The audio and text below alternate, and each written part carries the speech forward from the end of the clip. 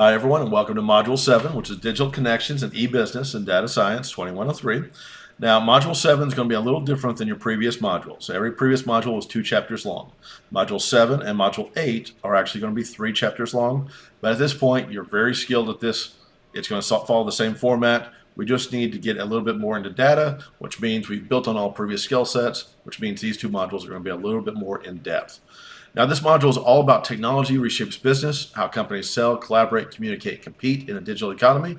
And the key idea here is that some technologies improve what already exists, and some technologies change the rules of the game.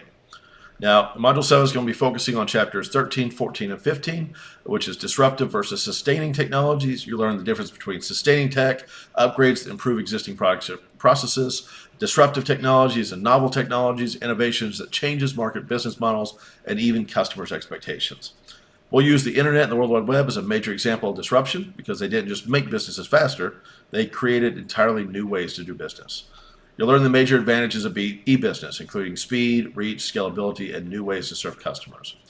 We'll look at e-business models and tools. We'll break this down into business to business, B2B, B2C, business to consumer, C2B, consumer to business, and C2C, consumer to consumer. Then we'll look at the 5 essential tools businesses rely on for the communication and collaborations.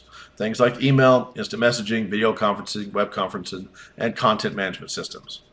These tools are not nice to have. They're now modern work. They're now how the modern work happens. Now, as you know at this point, you've gone through 6 modules. Your module is due on a Friday at 5 p.m. Late work is not accepted, so make sure you plan ahead.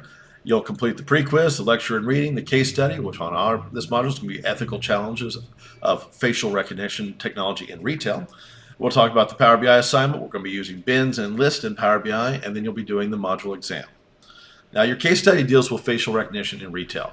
So what I'm looking at for this is argument that balances business benefits with ethical, risky, privacy bias, consent, security, and possible misuse. Use your citations and bring your own reasoning and experiences, not just summaries. Now, final reminders, your grade is based on accuracy, application, and quality. Effort alone does not guarantee points. And, of course, there's no curving. This is a bank account. You have grown your bank account substantially over the course. Your grade is what you earn.